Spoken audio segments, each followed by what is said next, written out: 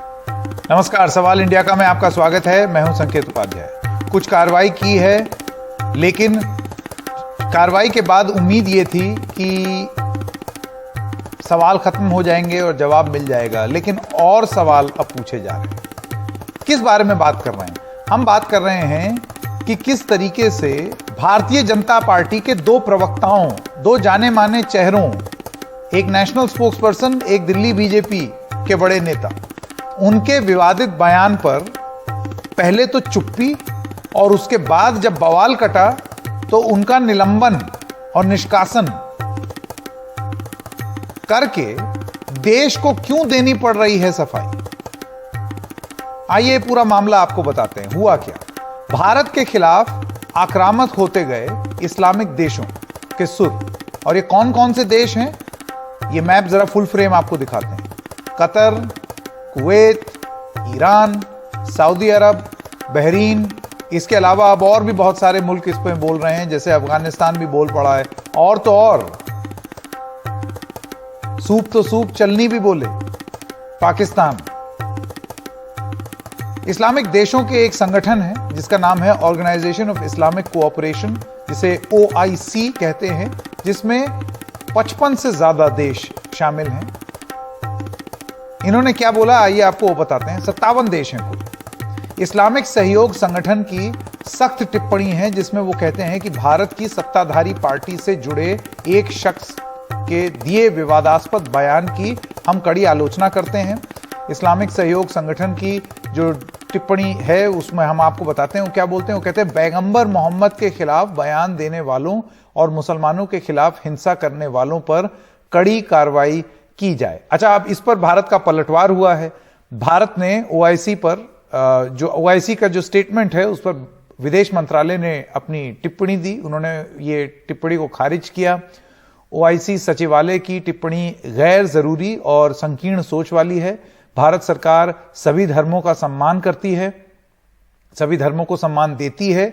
OIC सचिवालय ने फिर से भ्रामक और शरारती टिप्पणी की है। ये निहित स्वार्थों के इशारे पर अपनाए जा रहे विभाजनकारी एजेंडे को दिखाता है। यह भारत की तरफ से स्पष्टीकरण है।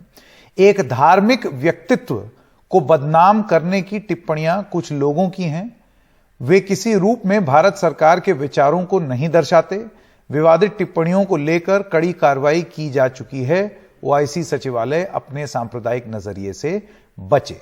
तो यह स्टेटमेंट है जो कि ऑर्गेनाइजेशन ऑफ इस्लामिक कंट्रीज ने जो स्टेटमेंट दिया उस पर भारत ने पलटवार किया। लेकिन भारत के खिलाफ आक्रामक होते जा रहे हैं ये इस्लामिक देशों के सुर।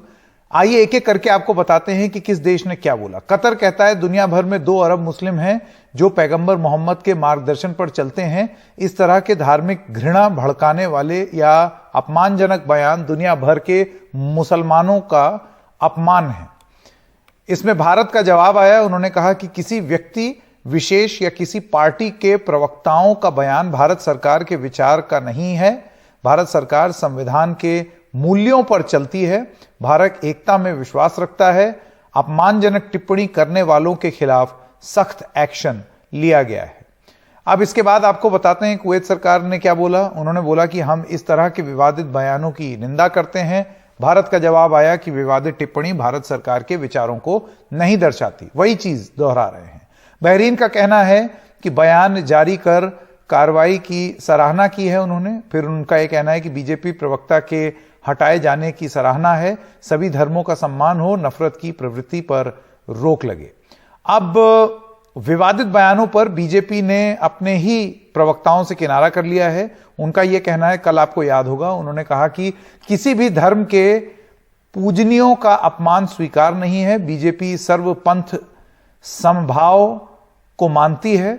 ऐसे विचार स्वीकार नहीं है जो किसी धर्म की भावनाओं को ठेस पहुंचाएं। बीजेपी ना ऐसे विचार को मानती है, ना प्रोत्साहन देती है। भारत की हजारों सालों की यात्रा में हर धर्म पुष्पित पल्लवित हुआ है। लेकिन फिर भी, और जो बड़े सवाल हैं वो यही हैं कि यह बयान दिया गया हफ्ते भर पहले। हफ्ते भर तक पार्टी हर औपचारिक मंच से और पार्टी का समर्थन करने वाले लोग अपने अपने तरफ से इस बात का समर्थन कर रहे थे। बात क्या थी पार्टी की प्रवक्ता नुपुर शर्मा ने एक प्राइवेट टेलीविजन चैनल पे कुछ बयान दिए पैगंबर मोहम्मद को लेकर के, बहुत ही आपत्तिजनक बयान दिए। उस पर एक हफ्ते तक कुछ नहीं हुआ, लेकिन जब इस्लामिक देशों की तरफ से या अरब देशों की तरफ से इस तरीके की टिप्पणी हुई, और खास तौर से तब जब इस देश के उपराष्ट्रपति, वाइस प्रेसिडेंट वहां थे, तब प्रेशर में आकर यह कार्रवाई हुई।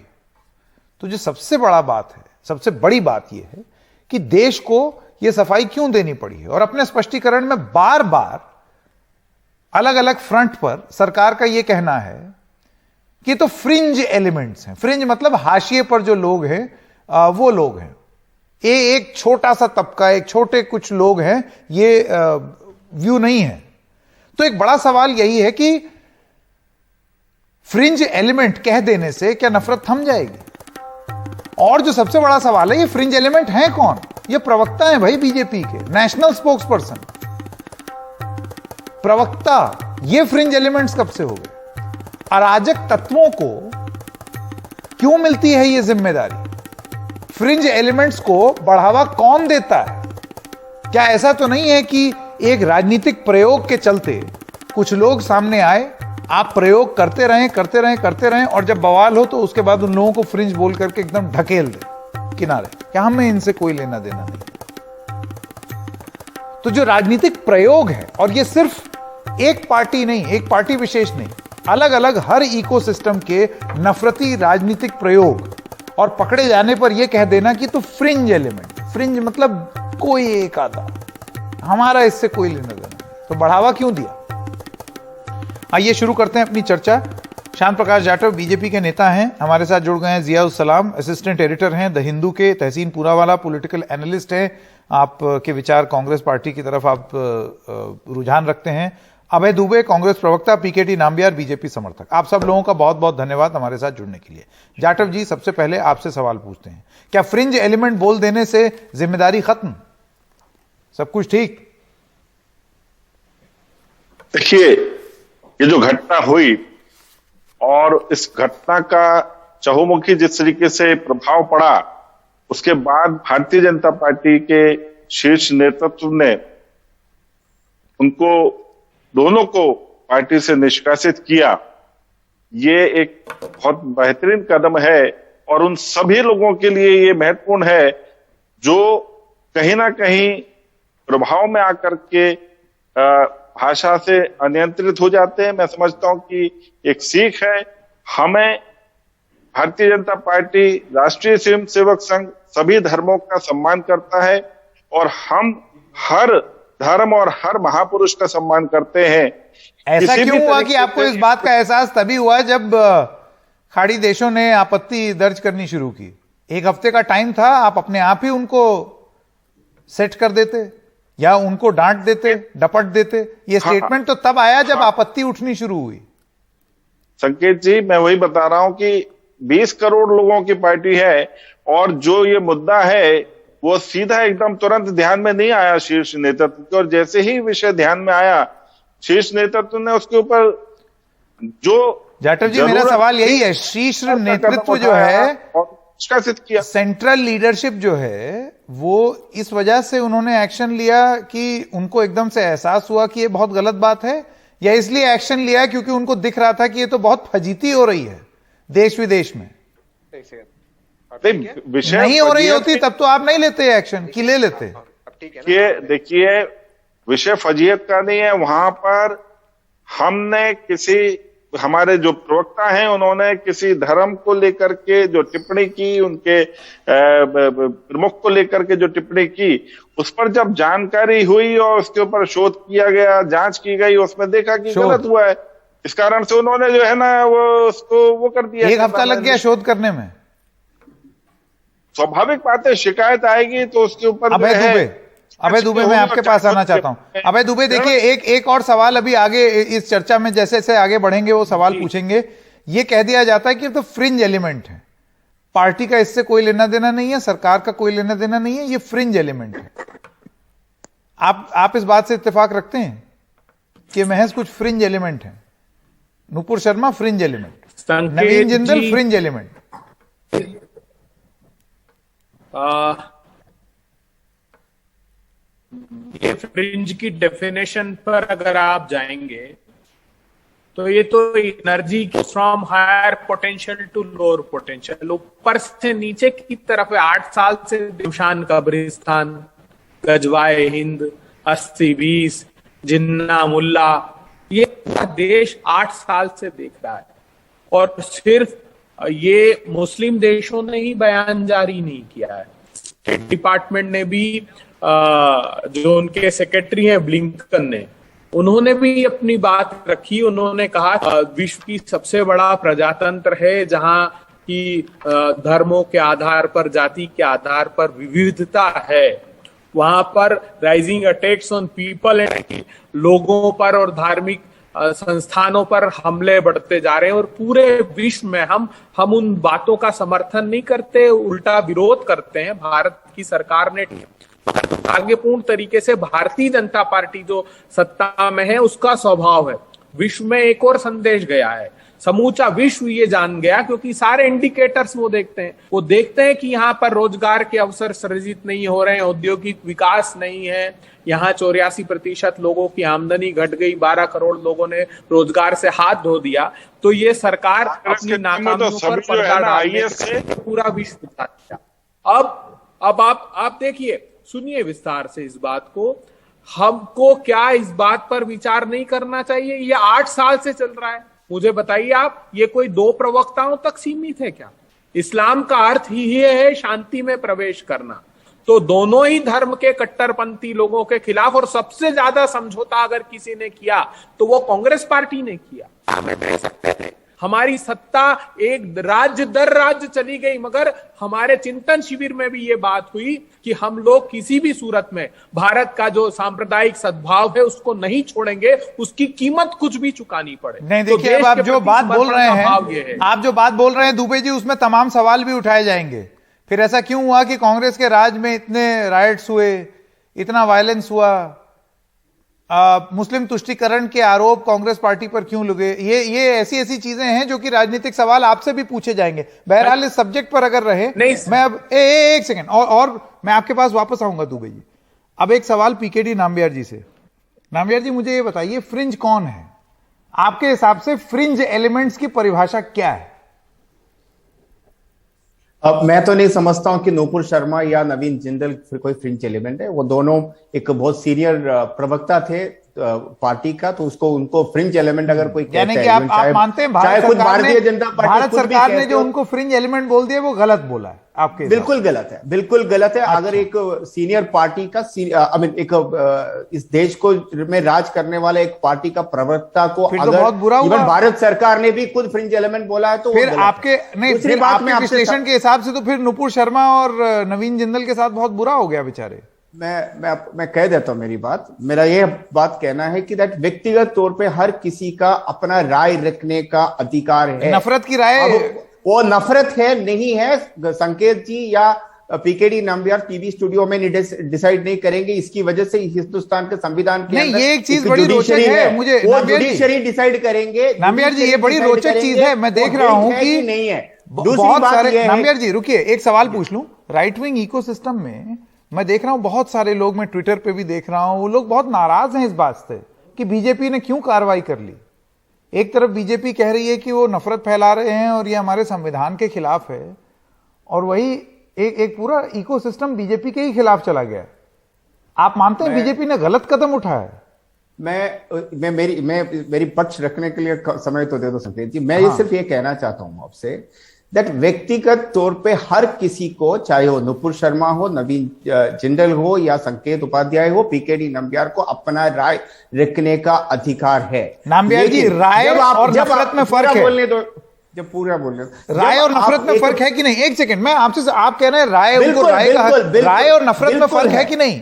बिल्कुल है। और नफरत क्या है? जो हेट स्पीच, जिसको आप अंग्रेजी में बड़े आजकल सबसे ज्यादा चलने वाला शब्द है, उसका वो डिसीजन ना मैं लूंगा या आप लूंगा, लेकिन वो हमारे देश के अंदर जुडिशरी है, कानून व्यवस्था है, वो करेगा। मेरा आपसे सवाल यह है कि कोई धर्म हिंदुस्तान के अंदर क्या वो क्रिटिसिज्म का पात्र हो नहीं सकते? कोई भी धर्म हो, हमारे देश के अंदर जितनी भी बॉलीवुड मूवीज देखते हो आप या नाटक देखते हो अलग अलग तरीके के, उसके अंदर चाहे पांडव हो या कृष्ण भगवान हो, श्री राम भगवान के ऊपर तक आलोचना करते। क्या आप सीधा उसको हेट स्पीच मानते हो? अब ये मैं अगर भाई मैं तो ये कहूंगा कि ये जो इकोसिस्टम्स होते हैं ना, एक बात होती है नामबियार जी, आपने अपनी बात कह दी, अब मैं जरा आगे बढ़ता हूं। जियाउल सलाम जी, मैं आपके पास आना चाहता हूं। रिलीजन को जो एवोल्यूशन होता है संकेत जी, जियाउल सलाम जी, देखिए ऐसा है, ओनली जब डिबेट्स होंगे रिलीजन के अंदर भी बाहर से भी, जब तक आपके उसके ऊपर डिबेट होगा, लेकिन उसकी एक मर्यादा होती है, एक तरीका होता है वो बोलने का। अगर आपको उस तरीके की डिबेट करनी है, सबसे पहली बात तो सुनने की भी आदत डालनी पड़ेगी।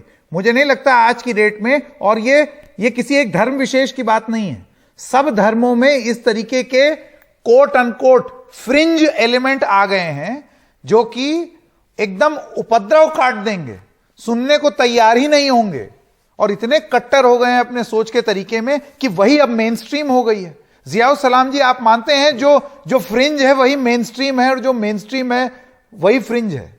सर, ये तो सिंपल हमें पिछले 8 साल का इतिहास भी बताता है। जिन लोगों को पहले फ्रिंज एलिमेंट कहा गया, वो धीरे धीरे सेंटर में आते रहे।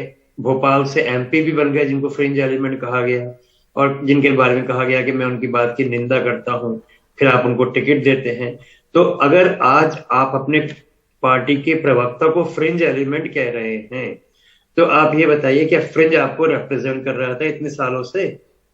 और अगर वो रिप्रेजेंट कर रहा था तो फ्रिंज कैसे हो गया? ये सिंपल सी बात है। और नुपुर शर्मा की जहां तक बात है, हाँ, उनको अपनी राय रखने का पूरा अधिकार है, लेकिन राय रखना एक बात होती है, हेट स्पीच दूसरी। आपको मेरी हर बात से अग्री करना जरूरी नहीं होता है, वाइस वर्सा। लेकिन अगर आप किसी भी धर्म विशेष पे टिप्पणी करें और पार्टी के प्रवक्ता की हैसियत से उस प्रोग्राम में हो, तो आप उस बात से बच नहीं सकते। You are responsible for what you have said as the spokesperson of the party. It is not her individual viewpoint. और गवर्नमेंट ने जो अभी इतने देर कर दी माफीनामा जारी करने में या नुपुर को पार्टी से निष्कासित करने में, उसमें सिंपल सी बात है, इनको फर्क नहीं पड़ रहा था कि देश के 20 करोड़ मुसलमानों की भावनाओं को चोट पहुंची थी नुपुर शर्मा या जिंदल के स्टेटमेंट से। जब आपको बाहर के देशों से लताड़ लगी, जब आपको लगा कि इंटरनेशनल प्रतिष्ठा पे फर्क पड़ेगा और देश की इकोनॉमी पे फर्क पड़ेगा, तब आपने ये एक्शन लिया। This is not an action out of respect for Muslims of India और abroad, but because of real politics of the day. हाँ, ये बड़ी अहम बात बोल रहे हैं जियाउल सलाम साहब। तहसीन, मैं आपके पास आना चाहता हूं और मैं आपसे ये जानना चाहता हूं कि आप भी इस बात से इत्तेफाक रखते हैं क्या कि वो एकदम से एहसास नहीं हुआ कि अरे रे क्या बोल दिया है, ये हमारी पार्टी की लाइन नहीं है, हम ऐसे इस सब चीजों में विश्वास नहीं रखते। दरअसल ये था कि बहुत बेइज्जती हो रही थी अंतर्राष्ट्रीय स्तर पर, तो फिर कुछ कार्रवाई करनी दिखानी थी, इस वजह से ये एक्शन लिया। संगीत जी, आपके शो में शिरकत करने का मौका मिला, शुक्रगुजार हूं। सभी पैनलिस्ट को नमस्कार आदाब करते हुए मैं 2 या 3 चीजें रखना चाहूंगा। सबसे पहले जो आपका मूल प्रश्न था कि क्या ये जो 2 प्रवक्ता थे, क्या ये फ्रिंज है, तो क्या आपके फ्रिंज लोग आपके देश के राष्ट्रीय प्रवक्ता या आपके देश को दिल्ली में रिप्रेजेंट करते? आज यहाँ अभय जी बैठे, दूसरे बीजेपी के प्रवक्ता बैठे हुए, क्या ये फ्रिंज है? नहीं, ये तो राष्ट्रीय प्रवक्ता है कांग्रेस के और भाजपा के। इनको कल फ्रिंज नहीं कह सकते राहुल गांधी जी, करेक्ट? तो भाजपा इन्हें फ्रिंज कैसे कह रही थी? भाजपा अपॉइंटेड थे। और क्या फ्रिंज लोगों को नरेंद्र मोदी जी फॉलो करते, अमित शाह जी फॉलो करते, राजनाथ सिंह जी फॉलो करते? आप देखिए ट्विटर पे कौन से बड़े नेता फॉलो करते। देवेंद्र फडणवीस, आज मैं मुंबई में बैठा हूं, फडणवीस जी ने तो उनको बाकायदा फोन किया और कहा बेटा डरो मत, कुछ नहीं होगा, हम सब आपके साथ हैं। तो फ्रिंज लोगों को फडणवीस जी फोन करते हैं। फ्रिंज की परिभाषा क्या है संकेत जी? और जैसे मेरे पहले जो वक्ता ने कहा, बिल्कुल सही कहा, प्रज्ञा ठाकुर जी जिनके खिलाफ मैंने कंप्लेन की थी, उनको आपने टिकट दिया, आपके चैनल को प्रधानमंत्री जी ने कहा मैं हृदय से नहीं माफ नहीं करूंगा, आज पार्लियामेंट में बैठी है। तो देखिए, मैं आपके शो पे लगातार एक स्टेटमेंट देता हूं, दोबारा से दे रहा हूं, good cop bad cop. Bhajpa के दांत दिखाने के अलग है, खाने के अलग है। गलती करे भाजपा के प्रवक्ता, माफी देश क्यों मांगे? देश इस बात की माफी देश को मांगनी चाहिए कि भाजपा को आपने केंद्र में 1 बार नहीं 2 बार भेजा। कोई भाजपा मुसलमानों को रिस्पेक्ट नहीं करता, कोई भाजपा किसी को रिस्पेक्ट नहीं करता, भाजपा हिंदुओं को भी रिस्पेक्ट नहीं करता। जिस तरह से आज हमारी कश्मीरी हिंदुओं का पलायन हो रहा है, भाजपा उनकी भी इज्जत भी नहीं रखता। भाजपा सिर्फ प्यार करता है तो अपने पावर से, अपनी प्रतिष्ठा से, अपने पैसे से। और आज अंतर्राष्ट्रीय स्तर पर मोदी जी का अपमान हुआ है। आज अंतर्राष्ट्रीय स्तर पर शायद नोबेल प्राइज का जी चला जाएगा। श्याम प्रकाश जाटव जी, मैं वापस आपके पास आना लास्ट लाइन कहना चाहता हूँ, लास्ट लाइन कहना चाहता हूँ, लास्ट लाइन। ये वही प्रधानमंत्री, आदरणीय प्रधानमंत्री जैसे दुबे जी ने कहा, जिन्होंने कहा शमशान कब्रिस्तान, जिन्होंने कहा कि दंगाइयों को अपने कपड़ों से पहचाना जाता है। वो कंप्लेंट भी मैंने की थी इलेक्शन कमीशन में, उसके बाद मोदी जी ने उस बात को रिपीट नहीं किया। तो बार बार जब आपके टॉप के लीडर इस तरह के बयान देते तो आप क्यों बॉटम? मैं आप सवाल आपसे ये पूछना चाहता हूं श्याम प्रकाश जाटव जी, देखिए एक होता है राजनीतिक प्रयोग, और एक बार फिर से यहां पर स्पष्ट कर दें कि सिर्फ ये कहना कि भारतीय जनता पार्टी के कुछ प्रवक्ता या उनको समर्थन करने वाले कुछ लोग ही नफरत फैला रहे हैं, यह गलत विश्लेषण होगा। यह गलत विश्लेषण होगा। नफरती प्रयोग बहुत सारे राजनीतिक दल कर रहे हैं अपने अपने फायदे के लिए, इकोसिस्टम तैयार करके। लेकिन जाटव जी, मैं आपसे यह जानना चाहता हूं कि आपको नहीं लगता है कि जब आप नफरती प्रयोग करते हैं और ये नफरती राक्षस राजनीतिक मंशा से तैयार करते हैं, तो फिर उनको कंट्रोल करना बहुत मुश्किल हो जाएगा। अब ये आपके हाथ से निकल जाएंगे। अब किस किस का मुंह बंद कराएंगे आप? उनके तो मुंह में खून लग गया। देखिए कौन सा, जब देखो कोई ना कोई बाबा आकर के कुछ ना कोई अछूत कह रहा है, कोई कुछ कह रहा है, कोई धर्म संसद में गोली मारने की बात कर रहा है, प्रवक्ता ही एक पूरे धर्म को बदनाम कर रही हैं। कहां कहां तक आप रोकेंगे? आपको लगता है नफरती प्रयोग जरा आउट ऑफ कंट्रोल हो गया? संकेत जी, पिछले कुछ दिनों से हम देख रहे हैं कि इस प्रकार के तमाम वाकया हो रहे हैं जिसमें एक धार्मिक या जातीय उन्माद जो है वो अपना अलग अलग रंग ले रहा है, और तमाम जगह पर उसके प्रभाव, प्रतिक्रिया में पथराव होना, आगजनी होना, इस चीजों को देख रहे हैं हम लोग। यहाँ पर हमें उन युवाओं को भी सचेत करना होगा जो इन बातों को भड़काते हैं और भड़क भी जाते हैं, सड़कों पर उतर जाते हैं। और ये जिम्मेवारी हमारी है, इसको संभालने की भी जिम्मेवारी हमारी है। केवल भारतीय जनता पार्टी से काम नहीं बनेगा, व्यक्तिगत रूप से भी हम लोगों को अपने आसपास के एटमॉस्फेयर को सही रखना होगा। ट्विटर और फेसबुक पर जिस तरीके की प्रतिक्रियाएं हैं, उस पर भी हमें अंकुश रखने की आवश्यकता है। और ये माहौल तैयार करने की जिम्मेदारी किसकी? सांप्रदायिक सौहार्द बनाए रखने की जिम्मेदारी किसकी? हम सबकी है। हम इससे नहीं बच सकते। एक दूसरे के ऊपर आरोप प्रत्यारोप से काम नहीं चलेगा ये देश। ये तो देखिए ऐसा है, ये आपने इतनी अच्छी मीठी सुरीली बात की, लेकिन अब इस तरीके से तो राजनीति नहीं होती। अब श्याम प्रकाश जाटव जी जितनी सुरीली बात राजनीति करने वाले लोग राजनीति कर रहे हैं।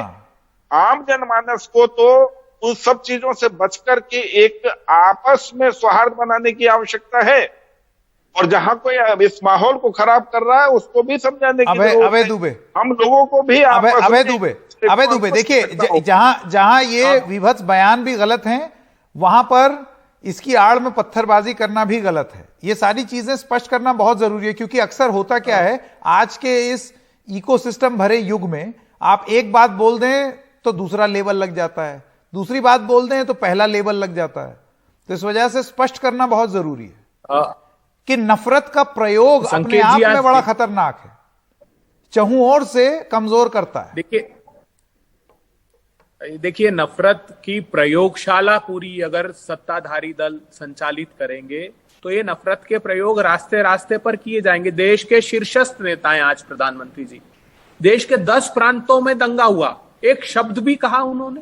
उनको कहना चाहिए था। उनके केंद्रीय मंत्री भीड़ की हिंसा में पीट पीट कर लोगों को मार डालने वाले आरोपियों के गले में चुने हुए संविधान की शपथ खाने वाले मंत्री माला पहनाए, तो प्रधानमंत्री जी को कहना चाहिए था कि जो धर्म गाय की पूजा का प्रवर्तन करता है वो किसी की नृशंस हत्या का समर्थक नहीं हो सकता। एक बार तो आकर कहते, अभी जैसे पूनावाला जी ने बताया कि कश्मीरी पंडितों का पलायन हो रहा है, बर्बरता से हत्या हो रही, एक भी अवसर पर नहीं बोलते, क्योंकि भारतीय जनता पार्टी को अपनी छवि की चिंता है, देश की चिंता की नहीं है। देश के सद्भाव, सांप्रदायिक सद्भाव की तो कतई चिंता नहीं है। वो यही प्रयोगशाला बनाकर देश को उन्माद की आग में झोंकना चाहते हैं और इस धीमी आंच पर अपनी सत्ता की रोटियां सेक रहे हैं। मैं प्रार्थना करता हूं कम से कम इसी घटना से सबक लें, इस घटना से सबक लें और भविष्य के भारत में कम से कम इन विषयों पर चुनाव ना लड़े। नामबिहार जी, आपको लगता है कि कोई भी राजनीतिक प्रयोग हो वो इस कदर तक ना नफरत फैला दे कि उसके बाद फिर आपके काबू में ही ना रहे लोग? अब आज की डेट में आप जो भी नफरती प्रयोग कर रहा है, चाहे वो हिंदुओं में हो या मुसलमानों में हो, आप रोक सकते हैं इन नफरती चिंटुओं को? हाथ से बाहर निकल गए वो। संकेत जी, मैं आपसे बिल्कुल फिर वोट बैंक का खेला शुरू हो जाएगा।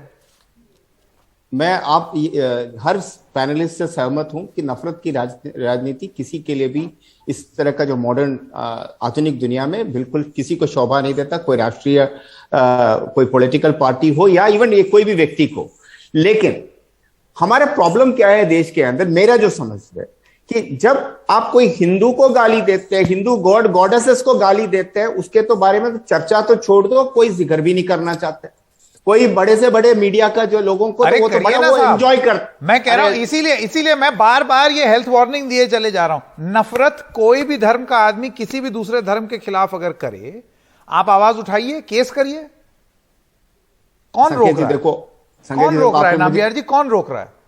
आप रोक रहे मुझे तो आप एक बार भी पूरी तरह से बोलने नहीं दिया। मैं कंप्लेंट की बात कर रहा हूं। मेरी आपसे एक ही सिर्फ आलोचना ये है। बोलिए। मैं कहता हूं कि कोई भी, मेरा पर्सनल व्यक्तिगत मानना यह है, कोई भी धर्म, कोई भी भगवान ऐसे हो ही नहीं सकता। अगर वो भगवान है, खुदा है, हर धर्म को इंसान ने बनाया हुआ है। हर इंसान ने जो बनाए हुआ धर्म के ऊपर अगर आलोचना करना, डिबेट करना, उसके ऊपर बात करना अगर आपत्ति है, तो मुझे लगता है कि मेरे संविधान में अभी चेंज करने की जरूरत है। चलिए, मैं समझता हूं अगर अरे सर आप एक मिनट, आपने भगवान राम खत्म हो गया। अरे भगवान राम के ऊपर अगर आप कोई आलोचना कर सकते हैं, मूवी के अंदर उनको गलत तरीके से यूज कर सकता है, तो प्रॉफिट मोहम्मद के ऊपर भी कर सकते हैं, ईसाई, लेकिन गाली नहीं दे सकते हैं। लेकिन बाय द वे जिन्होंने हिंदू भगवानों की मूवी बनाई थी, अब तो आपके साइड ही आ गए। अब क्या? अरे संकेत जी, प्रॉब्लम ये है कि सेलेक्टिव एमनेशिया, सेलेक्टिव प्रॉब्लम है हिंदुस्तान के अंदर कुछ लोगों को। मुझे लगता है कि अगर आप आलोचना करना चाहते हैं तो आलोचना सहना भी सीखना पड़ेगा। बिल्कुल सीखना चाहिए। मैं वही कह रहा हूं, हिंदू धर्म पिछले कितनी सालों से ये आलोचना और आज की डेट में मैं कह रहा हूं नामबिहार जी, आप आलोचना करके दिखा दीजिए, आप ही का इसको मैं आपको बताऊं, पीछे पड़ जाएगा। अरे संकोच जी, मैं गले के पीछे पड़ जाएंगे।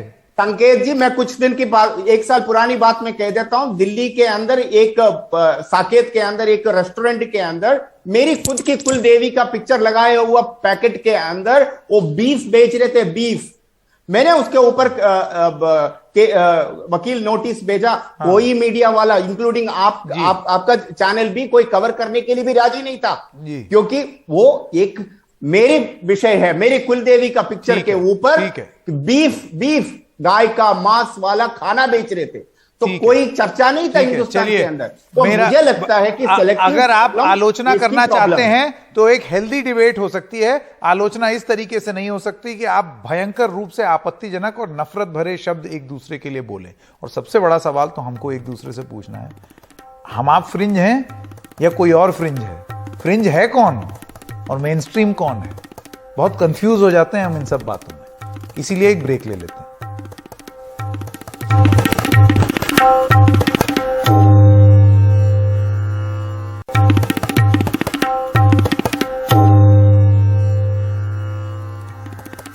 सलमान खान और उनके पिता सलीम खान को जान से मारने की धमकी मिलने के बाद उनकी सुरक्षा बढ़ा दी गई है। धमकी मिलने के बाद आज मुंबई पुलिस जांच के लिए उनके घर पहुंची। पुलिस ने इस मामले में एफआईआर दर्ज कर दी है, जांच शुरू कर दी है। दरअसल सिद्धू मूसेवाला की हत्या और इसमें लॉरेंस बिश्नोई के नाम आने के बाद सलमान की सुरक्षा को लेकर चर्चा हमेशा से ही तेज थी। सीधे रुख करते हैं मुकेश सिंह सेंगर और सुनील सिंह के पास। मुकेश, पहले मैं आपके पास आना चाहता हूं। जो वो नोट मिला है उसमें हाथ से लिखा हुआ है और बाद में नीचे GB और LB लिखा हुआ है, और अंदाजा ये लगाया जा रहा है कि ये गोल्डी बरार और लॉरेंस बिश्नोई की तरफ से ये धमकी दी गई है। लेकिन जांच आपको क्या लगता है कहां पहुंची है? और जांच से ज्यादा, क्योंकि अभी तो एकदम शुरुआती ही तफ्तीश होगी, इतिहास क्या है? क्यों गोल्डी बरार और लॉरेंस बिश्नोई जो है वो सलमान खान से क्या तार जुड़ा है इसका? देखिए संकेत, लॉरेंस बिश्नोई ने जोधपुर कोर्ट के बाहर पुलिस कस्टडी में कहा था कि वो सलमान खान को मारेगा और सलमान खान बच पाए तो बच लें। ये बयान सोशल मीडिया पर काफ़ी वायरल हुआ था और ये करीब 2 साल पहले का बयान है। दरअसल लॉरेंस बिश्नोई को ऐसा लगता है कि सलमान खान ने राजस्थान में काले हिरण का शिकार किया था और उन पर केस भी चल रहा है इसको लेकर, और जो बिश्नोई समाज है वो काले हिरण की पूजा करता है। इसी बात से लॉरेंस बिश्नोई नाराज था कि सलमान खान ने आखिर काले हिरण को क्यों मारा है, क्योंकि वो उसके पूजनी हैं। तो इसी बात को लेकर वो लगातार नाराज चल रहा था। और जब फिल्म रेडी की शूटिंग हो रही थी उस दौरान उसने सलमान खान को मारने का प्लान बनाया था, जिसमें उसने गैंगस्टर काला जटेड़ी और संपत नेहरा को शामिल किया था। ये लोग मुंबई गए थे, मुंबई में रहे भी थे और सलमान खान के घर के बाहर रेकी की थी, लेकिन उस वक्त इनको हथियार नहीं मिल पाए थे। इनका प्लान ये था कि सलमान खान जैसे ही घर के बाहर साइकिलिंग के लिए निकलेंगे और ये लोग गोली मार देंगे, लेकिन इनके पास वेपन नहीं थे और शूटर भी नहीं थे उस समय, इसलिए इनका प्लान तब फेल हो गया था। लेकिन लॉरेंस बिश्नोई ये बार बार कहता आया है कि वो सलमान खान को मारेगा या मरवाएगा। उसने कई बार इस तरह का बयान दिए हैं और वो काले हिरण के शिकार को लेकर नाराज चल रहा है। अब ये जो नया एक पत्र मिला है सलमान खान के घर के बाहर, इसमें लिखा हुआ है कि तेरा सिद्धू मूसेवाला बनाऊंगा। ये जो सेंटेंस हैं ये सलमान खान के लिए और उनके पिता सलीम खान के लिए हैं, और नीचे लिखा है एलबी यानी लॉरेंस बिश्नोई और गोल्डी बरार जीबी, ये लिखा हुआ है। अब ये साफ नहीं है कि जो नई धमकी है, ये धमकी क्या लॉरेंस बिश्नोई दिलवाई है या किसी और गैंग ने धमकी दी है। तो इसको लेकर अभी दिल्ली पुलिस में जो दिल्ली पुलिस के अधिकारी हैं वो लॉरेंस बिश्नोई से पूछताछ कर रहे हैं, क्योंकि लॉरेंस बिश्नोई फिलहाल दिल्ली पुलिस कस्टडी में है, उससे पूछताछ जारी है। वहीं मुंबई पुलिस की क्राइम ब्रांच भी इस पूरे मामले की जांच कर रही है, लेकिन ये अब तक साफ नहीं है कि ये जो नई धमकी है क्या वो लॉरेंस बिश्नोई ने ही दिलवाई है या फिर किसी और का काम है या फिर ये कोई मजाक है। लेकिन पुलिस इस पूरे धमकी भरे पत्र को पूरी गंभीरता से ले रही है और जांच चल रही है। बिल्कुल मुकेश, और मजाक हो भी सकता है लेकिन इसको हल्के में लिया नहीं जा सकता, क्योंकि जिस तरीके से ये पूरा मामला रहा, गोल्डी बरार, लॉरेंस बिश्नोई और सिद्धू मूसेवाला की मौत, इसको हल्के में नहीं लिया जा सकता। सुनील सिंह भी हमारे सहयोगी हमारे साथ जुड़ गए हैं। सुनील जी, आप बताना चाहेंगे कि वहां पर पुलिस की जांच की आधार क्या है, लाइन क्या रहेगी इन्वेस्टिगेशन की, क्या पता करने की कोशिश कर रहे हैं? देखिए, मुंबई पुलिस ने इस पूरे मामले को बहुत ही गंभीरता से लिया और सुबह ही जैसा कि हमने बताया था कि खुद जॉइंट सेक्रेटरी जो एलएनओ है विश्वास नागरिक पार्टी, वो सलमान खान और सलीम खान से मिलने पहुंचे थे और पूरी बातें जानकारी भी ली और साथ ही भरोसा भी जताया सुरक्षा का। वहाँ पे सलमान खान के घर के आसपास सुरक्षा बढ़ा दी गई है, खास करके बहुत पुख्ता कर दी गई है, पेट्रोलिंग बढ़ा दी गई है। और मुंबई पुलिस के साथ साथ जो बांद्रा पुलिस है उसके साथ साथ क्राइम ब्रांच पूरे मामले की जांच कर रही है। दरअसल जो चिट्ठी है उसमें जो लॉरेंस बिश्नोई का नाम आया है, इसी वजह से मुंबई पुलिस इतनी गंभीरता से ले रही है, क्योंकि इसके पहले भी वो सलमान खान उसके निशाने पर रहे हैं और पहले भी वो एक असफल कोशिश करवा चुका है इस सलमान खान पे हमले की। और तो पूरा शक जो है वो उसी लॉरेंस बिश्नोई गिरोह की तरफ ही है, लेकिन अभी तक पुख्ता पुलिस उस पर कुछ कह नहीं रही। उसका कहना है कि कुछ ठोस अगर हमें सुराग मिलता है तब हम उस पर ज्यादा बात कर सकते हैं। अभी तो जो जानकारी मिली है उसके हिसाब से हम जांच पड़ताल कर रहे हैं। वहाँ के इलाके की जो सीसीटीवी लगी हुई है उसको खंगालने की कोशिश की जा रही है ताकि पता चल सके कि आखिर किसने वो चिट्ठी रखी थी और उसका क्या संबंध है और क्या वाकई में ये जो धमकी है बहुत ही गंभीरता से कहीं लॉरेंस बिश्नोई से ही जुड़ी हुई है या फिर किसी ने शरारत की है। लेकिन एक बात जरूर है कि जिस तरह से वो चिट्ठी उस बेंच पर रखी गई थी, प्रोमेनेड पे बेंच पे, जिसपे कि हमेशा आकर जो सलमान खान के पिता हैं सलीम खान आकर बैठते हैं और तो इसका मतलब साफ तौर पर किसी ने बहुत ही सावधानी से उन पर वॉच रखी थी और उसने पूरी एक तरह से रेकी की थी कहाँ पर जाते हैं, कब मॉर्निंग वॉक में निकलते हैं, कब और किस बेंच पर जाके बैठते हैं, और उसी बेंच पर जाके वो उस चिट्ठी को रखा गया था। इसको लेकर बहुत ही सुनील जी एक चीज आप बता दें, कोशिश है कि सुनील जी एक चीज बता दें कि अब सुरक्षा के दृष्टिकोण से कुछ बदलाव किए जा रहे हैं, क्या जानकारी है? देखिए, ये सवाल हमने मुंबई सीपी संजय पांडे हैं उनसे भी बात की और जो ज्वाइंट सीपी एलएनओ है विश्वास नागरिक पार्टी उनसे भी बात की। उन्होंने कहा जो भी जरूरी कदम है हम उठा रहे हैं, सुरक्षा की बढ़ाने या कम करने की जहां तक बात है उस पर हम सार्वजनिक बात उस पर हम नहीं करेंगे। लेकिन इतनी जानकारी जो सूत्रों से मिल रही है कि जो सलमान खान की और सलीम खान की सुरक्षा को पुख्ता किया गया है। सलीम खान को अलग से कोई सुविधा नहीं दी गई सुरक्षा की, लेकिन सलमान खान के साथ जो बॉडीगार्ड रहते हैं उनको अलर्ट किया गया है और साथ ही उनकी सुरक्षा की फिर से रिव्यू भी किया जा रहा है और वहां पे घर के आसपास जो है वो सुरक्षा काफी टाइट कर दी गई है। जी सुनील जी और मुकेश जी, आप दोनों का बहुत बहुत धन्यवाद हमारे साथ जुड़ने के लिए। एक छोटे से ब्रेक के लिए रुक रहे हैं, अभी हाजिर होते हैं।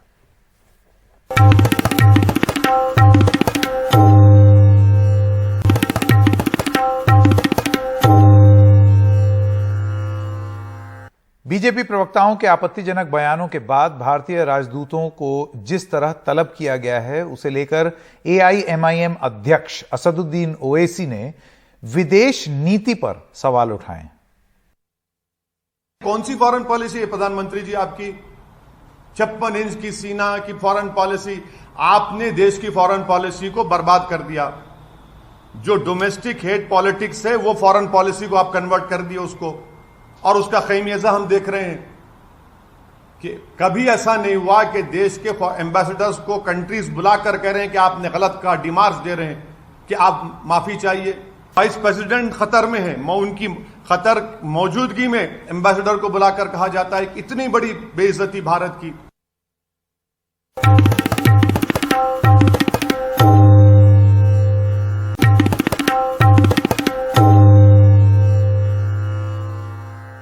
और आइए अब आपको सुनाते हैं एक बयान धर्मेंद्र यादव का, जिनको समाजवादी पार्टी का प्रत्याशी बनाया गया है आजमगढ़ से। आपको बताते हैं आजमगढ़ से सांसद थे अखिलेश यादव, लेकिन जब उत्तर प्रदेश का चुनाव हुआ तो उन्होंने तय किया कि वो करहल से विधायक बने रहेंगे और विधानसभा की लड़ाई उत्तर प्रदेश में लड़ेंगे।